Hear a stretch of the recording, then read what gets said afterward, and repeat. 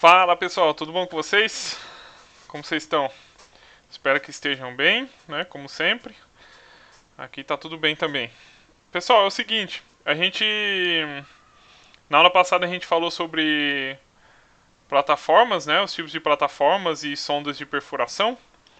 Então, para dar continuidade aí, para fechar essa parte de plataformas e sonda de perfuração, vamos falar hoje sobre os sistemas de ancoragem e o sistema de posicionamento dinâmico dessas plataformas ou sonda de perfuração, tá bom?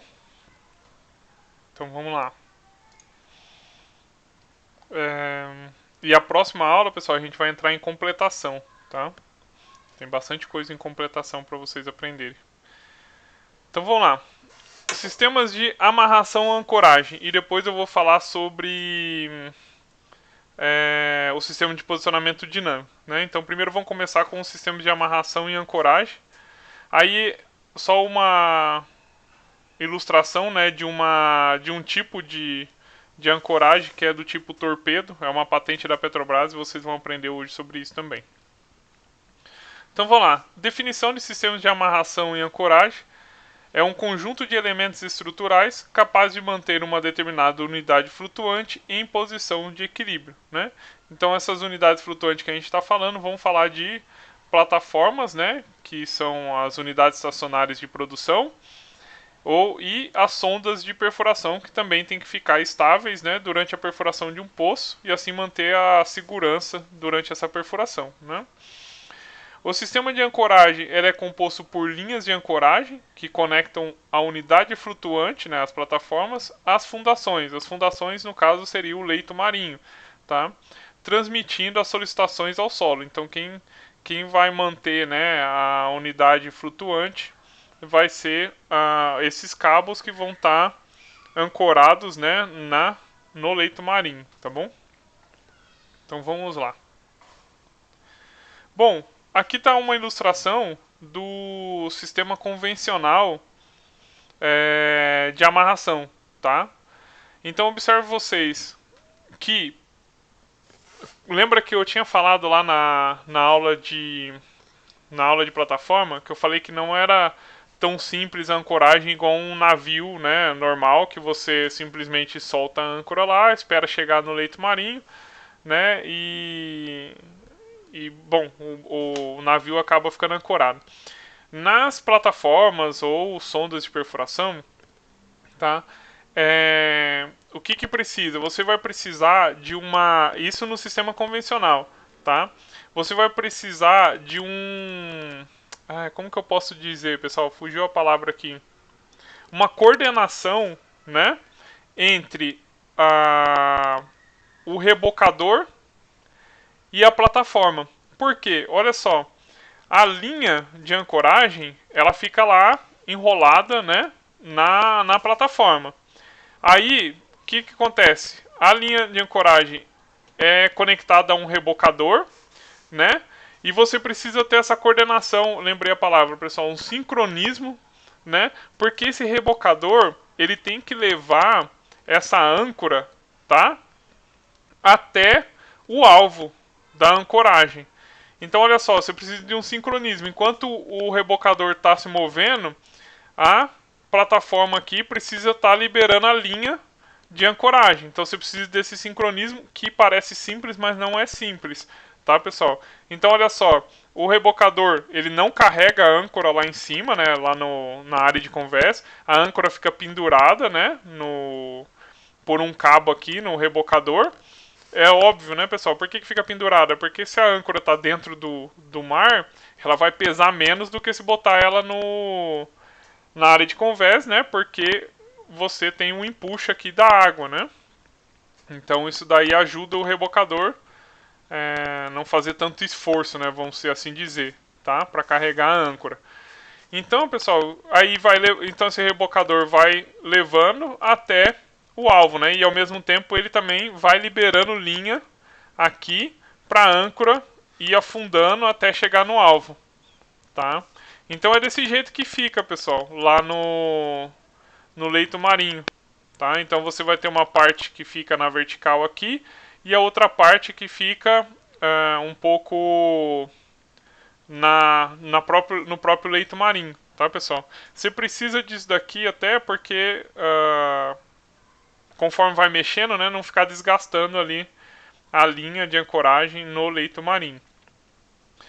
Tá? Então, só resumindo aqui, né, a instalação não é tão simples por causa desse sincronismo, né? Então, enquanto o barco rebocador está se movendo, está liberando linha, a plataforma aqui também tem que liberar a linha para que tudo ocorra perfeitamente, né?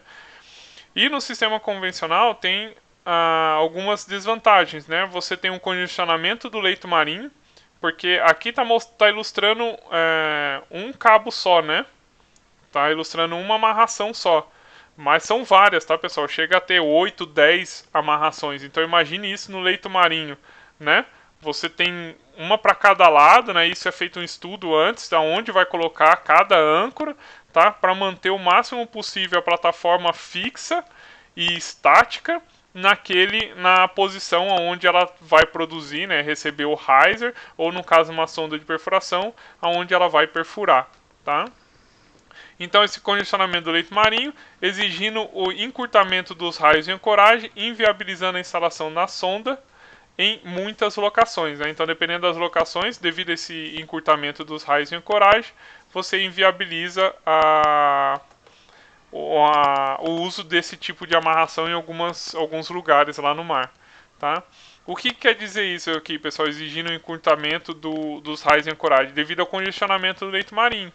Né? Lembrando que aqui no leito marinho vai ter vários tubos lá, lembra lá, de produção, vai ter as flowline, vai ter riser, né? Então às vezes causa um congestionamento aqui embaixo de tubo, né? Porque lembra que uma plataforma pode produzir de 7 a 8 poços, né? Em uma única plataforma chega lá, né? 7 poços, a produção de 7 poços chega numa plataforma. E aí o que acontece? Você tem um congestionamento de linhas lá, e aí às vezes acaba inviabilizando esse uso aqui porque você precisa de um raio, né? Você vai ter que encurtar o raio devido aos tubos que já tem lá. E aí se encurtar o raio, esse tipo de amarração não vai funcionar. Tá? Então acaba inviabilizando esse sistema convencional. Aqui eu coloquei algumas fotos. São utilizados âncoras convencionais, tá, pessoal? Âncoras igual utilizadas em navios, tá? Aqui não tem diferença nenhuma, ok? Bom, tem um outro sistema, pessoal, além do convencional, que é o chamado taut leg, tá? Então aqui tem um esqueminha, uma ilustração do taut leg versus o convencional, né? Então observa só, o convencional, que é esse daqui, né? Tem a âncora, a amarra e depois o cabo, né? Preso lá na plataforma. Você tem uma distância 3 vezes maior que a lâmina d'água, né? Então, se a lâmina d'água sua é de 1000 metros, vamos se dizer, essa âncora vai estar posicionada numa distância de 3000 metros da plataforma, ok? Ou seja, é muito longo, é muito cabo, né? Então, é mais complicado. Mas é usado, tá, pessoal? Hoje em dia, normal, tá? Usa-se normalmente, tá? Dependendo da locação, você pode usar. Um outro sistema é o chamado taut leg, tá? Na qual você tem um cabo preso por um sistema de compensador de Rive lá na plataforma. E esse cabo, pessoal, ele é preso por ou ele pode ser preso por uma estaca, do jeito que está aqui, mas normalmente hoje em dia usa aquele mesmo sistema de sucção. São tanques de sucção, igual eu falei daqueles tanques que é utilizado na plataforma Troll-A, que é uma submersível, lembra lá da plataforma Troll-A, que eu mostrei um vídeo longo até para vocês, tá? É aquele mesmo sistema de sucção, né? Vai um tanque vazio dentro, né? Somente com... vai um tanque vazio, né? Entrando lá no leito marinho, a hora que encosta no leito marinho, tira o ar dele, ele acaba entrando por sucção dentro do leito marinho e se fixando, porque você tem toda a pressão, como você tirou o ar lá de dentro, né? Você tem toda a pressão da lâmina d'água para segurar aquele tanque de sucção lá no leito marinho. E olha só, o raio de ancoragem, olha como diminui o raio de ancoragem, né? Ele diminui para o mesmo tamanho da lâmina d'água. Né? Então, se minha lâmina d'água tem 1000 metros, você consegue o raio de ancoragem aqui, vai ser de 1000 metros também, ok? Então tá aí, pessoal, a diferença é essa com relação à distância, né, do raio de ancoragem, né, utilizando o sistema taut lag e utilizando o sistema convencional, tá? E lembrando que o taut lag, ele fica sempre tensionado, né? Sempre esse cabo aqui tensionadão, tá? E normalmente faz um ângulo de 45 graus aqui com a horizontal, tá? Ele fica posicionado dessa forma. Bom, outro sistema... Ah, aqui tem uma foto, ó, do tanque de sucção para prender o taut lag, né? Bom, outro sistema de amarração, pessoal, é o sistema torpedo, tá? Esse sistema, como eu disse ali no início da aula, é patenteado pela Petrobras, tá? Se não me engano, foi desenvolvido aqui na Petrobras. E pessoal, presta atenção na aula, olha o trabalheira que deu para o professor fazer esses slides um dia, né? Então dê valor a isso. Por favor, pessoal. Então vamos lá. No sistema torpedo, como que é feito? Quais são as vantagens do sistema torpedo? A primeira vantagem é que você não precisa do sincronismo, tá? Do rebocador com a plataforma. Por quê? Porque no sistema torpedo é feito desse jeito. Simplesmente é lançado um torpedo, né? Desculpa. Simplesmente é lançado um torpedo a partir de um rebocador.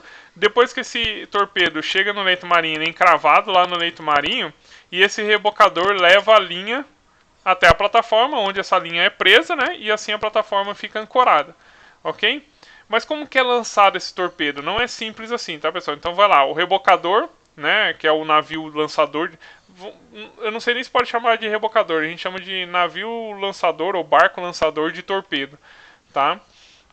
Ele tem até uma estrutura arredondada aqui atrás para o torpedo deslizar e cair na água direitinho, mas enfim. Então o que ele faz? Então o torpedo, o barco, né, lançador de torpedo, ele vai até a posição onde está o alvo, né, onde tem que ser encravado o torpedo lá no leito marinho, né? Igual com a âncora lá, né? Só que para ele chegar no alvo ele não precisou daquele sincronismo, né? Diferente do sistema convencional. Então o que ele faz? Eles lançam assim, não deixa em queda livre, né? Vai segurando, descendo esse torpedo, né? Pendurado aqui por uma corrente, tá? Esse torpedo eles vão posicionar a uma distância, a uma altura de 100 metros do leito marinho, tá? Por que, professor, 100 metros? Porque não lançou lá de cima do barco. Primeiro, pessoal, que é perigoso, né? Imagine uma lâmina d'água lá de 2.500 metros, ou seja, 2,5 km. Tu lançar um negócio que pesa em torno de 120 toneladas, né? Imagine essa corrente saindo desse barco aqui que nem doido, porque esse negócio vai descer em queda livre, tá? Então o que acontece? Eles vão lançando devagarzinho o torpedo, deixa pendurado até chegar a uma distância de 100 metros do leito marinho. Ficou 100 metros do leito marinho, o que acontece? Aí sim, eles vão prender essa corrente lá na área de conversa e vão liberar 100 metros da linha. Tá vendo essa linha aqui pendurada, ó? Né? Eles liberam a quantidade necessária para que o torpedo, até mais de 100 metros, né? Porque o torpedo vai encravar aqui, entrar para dentro do leito marinho, igual tá ilustrado aqui desse lado aqui. Pessoal, esse aqui é o tubarão, tá? É o tubarão que... Cuidado que às vezes pode acertar o tubarão aí. Então, pessoal, essa linha aqui, então eles soltam essa linha aqui, suficiente para que o torpedo desça os 100 metros e ainda tem a linha ainda para encravar no chão, sem ter que sair corrente que nem doido aqui, né, despejando do barco. Eu vou até mostrar um vídeo para vocês de um problema que aconteceu e vocês vão ver o que acontece se soltar de uma vez isso daqui, tá? Então, pessoal, é assim que é feito, né? E por que 100 metros aqui, né? Porque, pessoal, a uma certa altura, a partir de 100, se você deixar mais longe, por exemplo, 200 metros, a velocidade da queda do torpedo vai ser a mesma, independente se você deixar 200 metros, 300 metros de altura do leito marinho. Então, a partir de 100 metros, ele consegue atingir aquela velocidade máxima de queda livre, tá? Então ele atingindo a velocidade máxima de queda livre, que eu não sei o valor, né?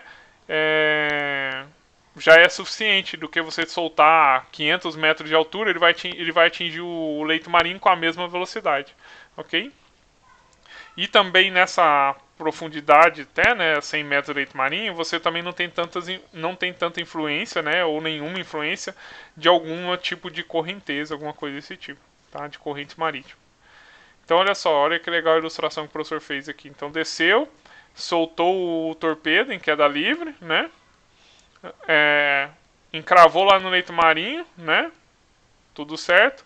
E aí o barco lançador de torpedo vai lá e acopla a linha na plataforma e assim está feito o acoplamento, né? Bem mais fácil do que você ter o sincronismo entre o rebocador e a plataforma, tá? Como eu disse, parece simples falando, mas não é simples esse sincronismo, né?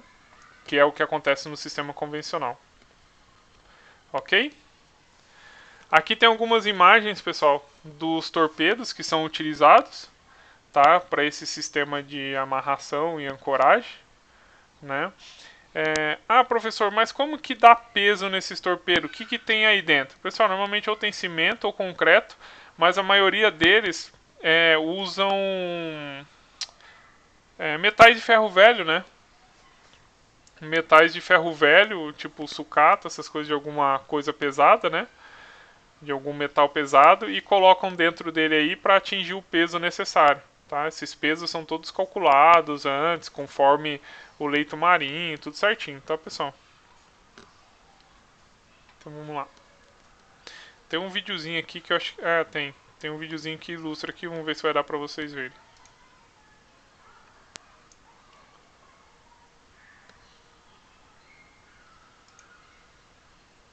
Então assisti com o professor lá, Petrobras.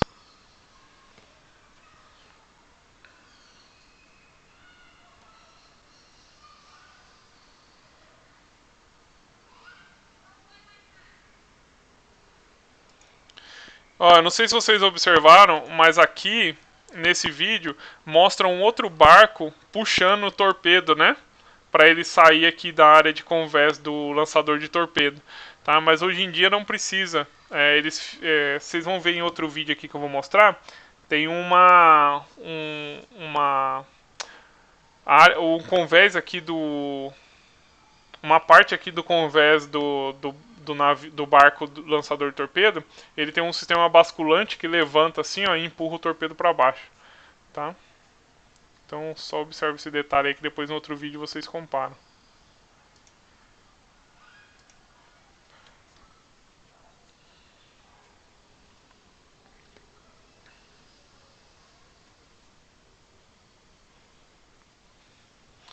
Olha lá, ó, aí vai descendo o torpedo devagarzinho, né? Não tem som nenhum, tá? Esse vídeo, pessoal, por isso que eu não coloquei som.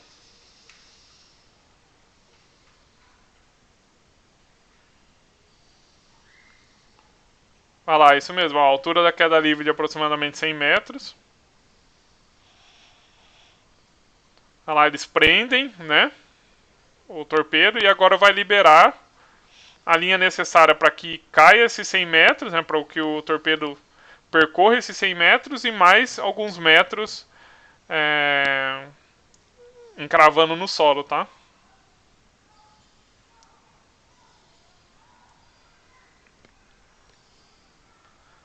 Aí prende, né, aquela linha necessária e solta, ó. Então fica bem seguro, tá vendo? O processo lá em cima do barco lançador de torpedo, né?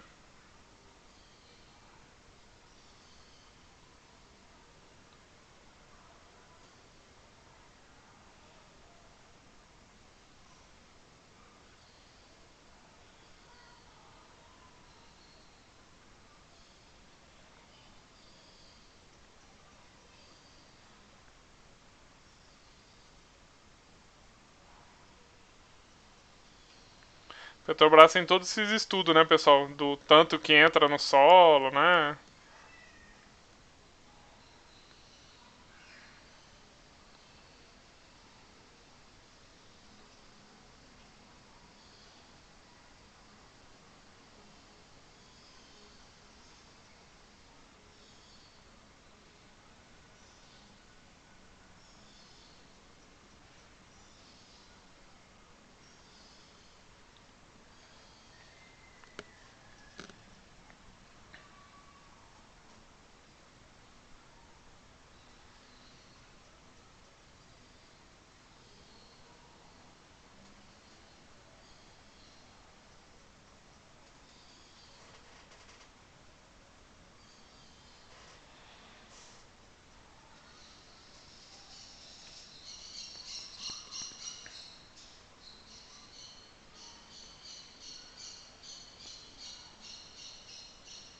Uhum.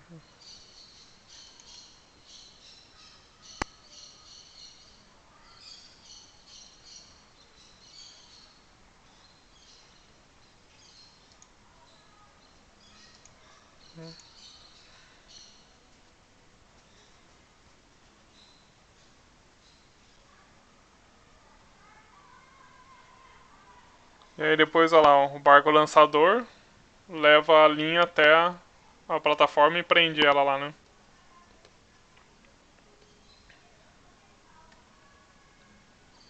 Vou deixar os créditos aqui, né?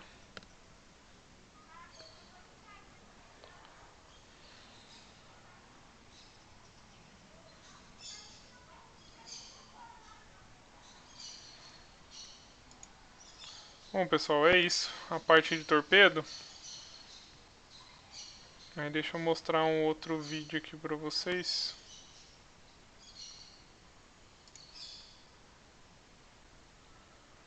Esse daqui, ó.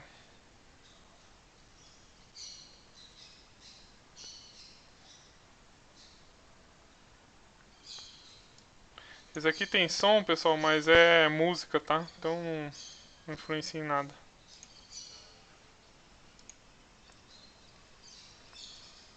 Lançamento de um torpedo de 120 toneladas, ó. Tem uma colega de vocês da engenharia de energia que entrou faz pouco tempo no curso de engenharia de energia e ela trabalhou embarcada nesses navios lançadores de torpedo. Preciso conversar com ela, ainda não consegui conversar com ela direito ainda.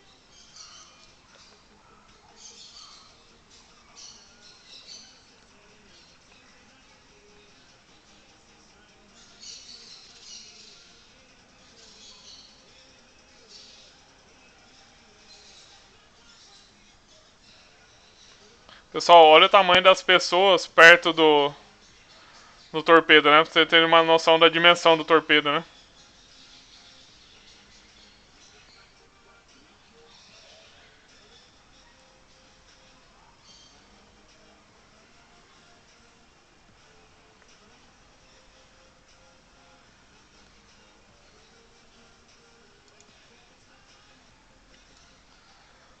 Vou ver se eu coloco a música aqui pra vocês, que é até legalzinha a música. Tomara que não dê problema. Estão ouvindo?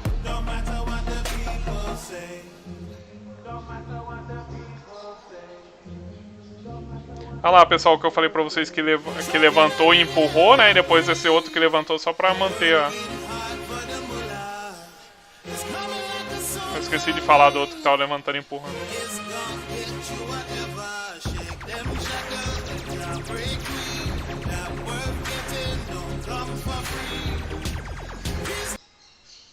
Acabou.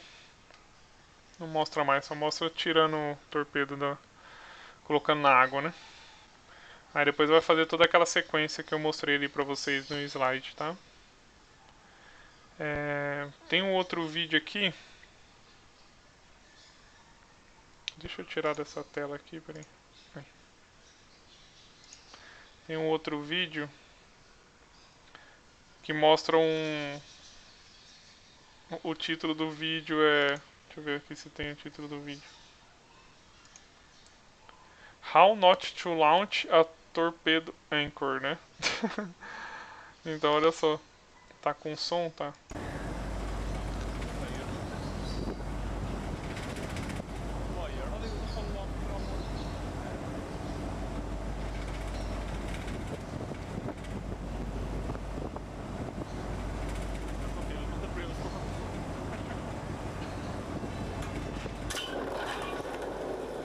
Olha lá, pessoal, se tira de muito de cima, olha só o que acontece. Tá vendo as faíscas da...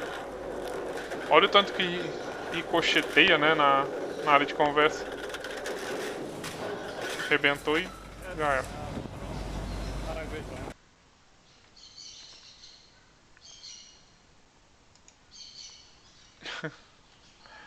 Vamos voltar lá para nossa aula.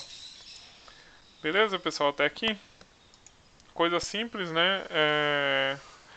Mas como eu disse, não é tão simples assim, né? Aqui não tem como eu dar uma aula mais profunda que essa, né? Tem vários estudos, vários cálculos também, de onde posicionar os sistemas de amarração, tá bom? Não é simples assim como parece, mas aqui o intuito foi mostrar os tipos, né, e as formas de como que são feitas, né, os procedimentos para a amarração de uma plataforma ou uma sonda de perfuração, tá, pessoal? Esse é o objetivo da aula, né?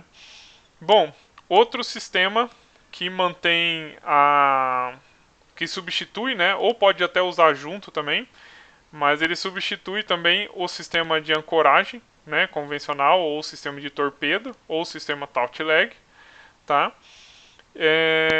Que é o posicionamento dinâmico, chamado DP ou PD, né, em inglês, tá? Então, basicamente aqui tem uma foto, tá, pessoal, de uns cluster, né, de um sistema de posicionamento dinâmico de um, aqui acho que parece ser de um navio, tá? Então ele consegue girar no próprio eixo aqui 360 graus, tá? E esses motores podem ser elétricos ou a combustão lá em cima e transfere aqui a rotação para as hélices através de cardan e diferencial, tá? Então vamos lá. Então, fixação de plataformas e navios, né? Pode ser feita amarrações distribuídas e fixas ou combinações de cada uma, né? Então aqui a gente tem uma plataforma com âncoras, né, ancoradas. Navios que utilizam amarras podem também ter sistema de posicionamento dinâmico, como eu disse, tá? Unidades ancoradas também podem ter sistemas de posicionamento dinâmico também. Então pode ser tanto ancoradas ou com sistema de amarras, tá? Pode usar também posicionamento dinâmico. Aqui tem uma plataforma com posicionamento dinâmico, né? Por isso que tem essas bolinhas aqui, ó. Que plataforma que é essa mesmo, pessoal? É uma semi-submersível, né? E essa daqui também uma semi-submersível. Essa aqui, no caso, está ancorada. E essa daqui, a Jacap, era o que mesmo, pessoal? Que são autoeleváveis, né? As pernas delas chegam até o leito marinho lá e acabam virando plataformas fixas. E tem até a vantagem de você colocar em um leito marinho que não é, vamos dizer, que tem oscilações, né, no leito marinho, né? Que elas vão se ajustar perfeitamente lá, essas pernas da Jacap. Bom, definição de posicionamento dinâmico é um processo envolvendo a ação de propulsores, os quais, comandados por um controlador e opondo-se às forças do meio ambiente, como vento, maré, essas coisas, né? Ondas, mantêm um navio ou qualquer outro dispositivo flutuante nas vizinhanças de um ponto de referência e ainda controlam o direcionamento de sua proa. Tá? Proa é a frente, né, do navio. Tá? A posição é conhecida a qualquer instante a partir dos dados transmitidos por um sistema de referência de posição, ou seja, um GPS. Tá? Elementos básicos que compõem um posicionamento dinâmico. Você tem um sistema de sensores que dão informações de posicionamento e parâmetros ambientais, o controlador, o sistema de propulsão, que são chamados os thrusters, né? Que foi aquele da foto que eu mostrei para vocês, e o sistema de geração de potência, né? Ou vai ser um motor a combustão, ou é um motor elétrico, tá? Vantagens. Navio é totalmente autopropulsionado, né? Configurações no local é rápido e fácil, né? Então você não tem todo aquele igual um sistema convencional de amarração. Você não tem que pegar um rebocador, esperar o rebocador chegar, né? Amarrar uma linha nele com a âncora e ter aquele sincronismo e não tem que fazer 8 ou 9 amarrações, né? Então você chega lá no local, a configuração é rápida e fácil. O navio se torna muito manobrável, né? Resposta rápida às mudanças climáticas, resposta rápida a alterações da operação, capacidade de trabalhar em qualquer profundidade, que é uma ótima vantagem, né? Evitar o risco de danos ao leito por amarras e âncoras, então você não vai ter danos ao leito, porque vai que você tem um leito marinho, sei lá, que tem alguma coisa, tipo pode-se dizer um coral ou espécies lá que não é bom danificar, né, o ambiente, então tem essa questão também. Evitar a amarração cruzada com outras embarcações, né, então se tiver mais embarcações com amarrações para não ficar cruzando uma amarração na outra, porque vocês viram que fica bem congestionado o leito marinho. E pode se mover para a nova localização rapidamente, tá? Então, por exemplo, se é uma sonda de perfuração, aí essa sonda vai lá, perfura um poço. Aí tem que perfurar um outro poço, sei lá, 1 km de distância. Ela consegue se deslocar sem precisar vir um navio rebocador para empurrar a plataforma, tá? Então, ela, como ela é autopropulsionada, ela consegue fazer isso. Ok? Desvantagens. Aí que vem, né? Também a gente nunca ganha, né, pessoal? Sempre tem que perder em algum lado, né? Então vamos lá. Elevados gastos de capital e despesas operacionais, né? Não é um sistema barato. Falha de equipamento, né? Vai que algum thruster, por exemplo, algum motor falhe, né? Maior consumo de combustível, não tem como. Propulsores são perigosos, né, para ROV e mergulhadores, então em lugares que usam mergulhadores e ROV, aqueles thrusters acabam sendo perigosos, né? Pode perder posição em condições climáticas extremas, então ele tem um limite, né, para se manter estável, né, na posição. Controle de posição é ativa e conta com um operador humano, tá?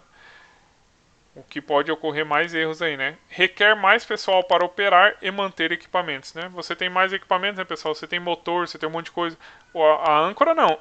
O sistema de amarração convencional não. Depois que você jogou lá, esquece, né? O negócio é para durar ali ao longo de toda a vida operacional do campo, tá?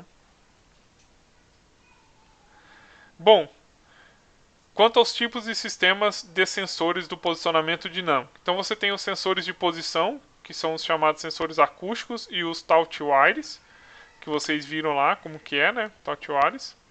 Hoje em dia o mais utilizados é os acústicos, né? Outros sensores, você tem o anemômetro e o de correnteza, e os sensores de aproamento, que é a bússola giroscópica, tá? Pode ser também um GPS também, né? Bom, como que eles funcionam, né, pessoal? Com sensores acústicos aqui no caso para pegar a posição, tá? Você tem dois tipos. Tem o Short Baseline, que é por transponder, né, chamado de SBL. Então vocês têm os transdutores aqui que ficam embaixo da embarcação, né, da plataforma, e tem os transponders, né? O que acontece? Os transdutores, pessoal, gostaram do slide, né? Os transdutores, eles mandam um sinal, né, vamos dizer de interrogação, né, em ondas em um sinal acústico, desculpa, né? E o transponder, depois de um certo intervalo de tempo, né, você tem a resposta, tá? E lá em cima você tem todo o sistema que faz a leitura disso e dá a posição, né, pro sistema de posicionamento dinâmico, e aí ele vai fazer as correções, né, através dos thruster, tá? E manter a plataforma ali no lugar. Tem uma precisão de 0,5%, ok? Bom, aí tem o outro sistema que é o Long Baseline, que é o LBL, tá? Ele tem uma precisão já de 1 metro, ou seja, é muito boa a precisão, né? E é adequado para profundidades maiores de 1000 metros, né? Ou seja, lâminas d'água maiores do que 1000 metros. Então, aqui nesse sistema Long Baseline, normalmente eles usam um transdutor só e usam 3 transponder, tá? Usam mais transponder. Então, de novo, funciona do mesmo jeito, né? Esses transdutores mandam um sinal acústico, né, de interrogação, e os transponder, depois de um certo intervalo de tempo, mandam a resposta, e assim o sistema lá em cima, né, de computador, faz a leitura disso e mantém a plataforma na posição que é para ela ficar, tá bom? Bom, tem também o sensor de posicionamento, né, que a gente está aqui nessa linha, a gente está aqui ainda, né, pessoal, sensores de posição. Vocês viram os acústicos e o taut-wires. O taut-wires é os sensores eletromecânicos. É aquele mesmo que a gente viu ali no sistema convencional versus taut-wires, né? Então o que acontece? Você tem um braço, só que aqui em vez de usar sensores acústicos, aqui são os sensores eletromecânicos, ou seja, você tem uma ação mecânica aqui, tá? Para que você faça a leitura da posição, tá? Então você vai ter um cabo tensionado, né? Mantido tensionado por um compensador de movimentos, que vocês já vão ver a foto daqui a pouco, né? A inclinação do cabo é utilizada para calcular o afastamento do centro do poço, Então tá aqui, ó, né? Você tem a inclinação aqui desse cabo, tem um ângulo, e aí você consegue calcular esse afastamento aqui que você está do poço. Então você consegue saber a posição que a plataforma está do poço. Tá? Por isso que ele que é um sensor eletromecânico de posição. Tá? Ele é inadequado para lâminas d'água maiores que 1.200 metros e tem que trabalhar com um ângulo máximo de inclinação de 20 graus. Ok? Então eu coloquei aqui a foto para vocês, né, de um sensor eletromecânico desse tipo aqui, o Tautuari, né? E aqui a ilustração de você conseguir calcular essa distância aqui horizontal. Ok?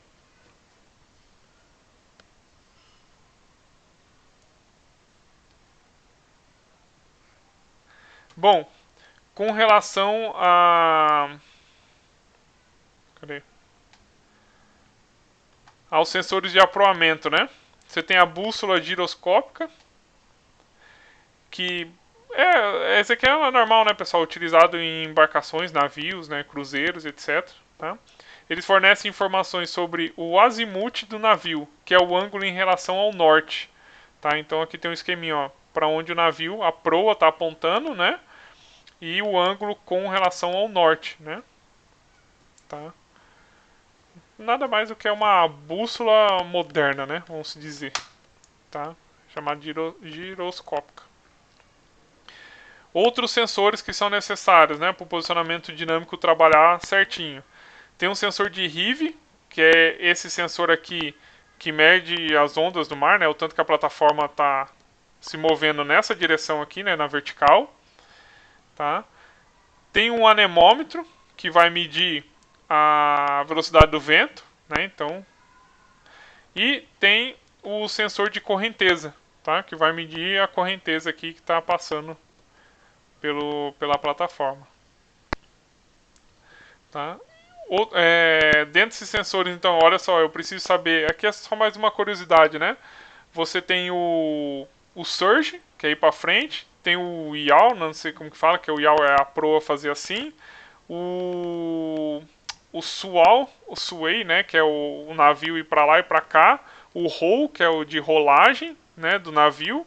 Aí o de heave e o de pitch. O de pitch que é assim, né? Tá? Não sei nem se falar pitch ou pique, né? Não sei como que pronuncia isso aí. Tá?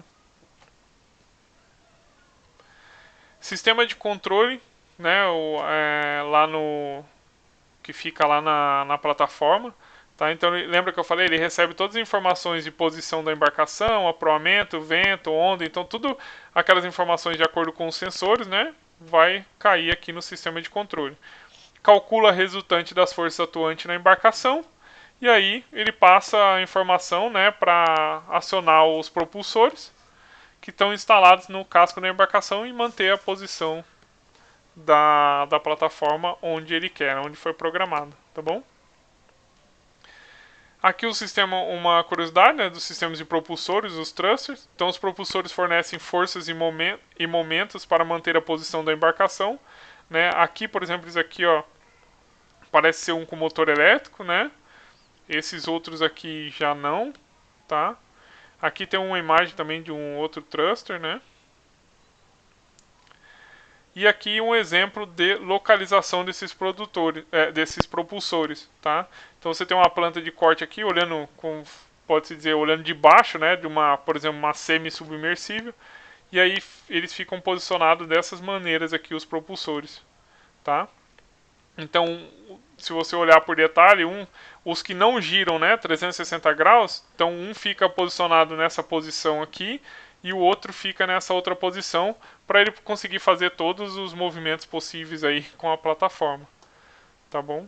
Então funciona desse jeito. Os que conseguem dar giro de 360 graus, só precisaria de um aqui, né? No caso seria um maior, né? Normalmente eles usam um maiorzinho aqui.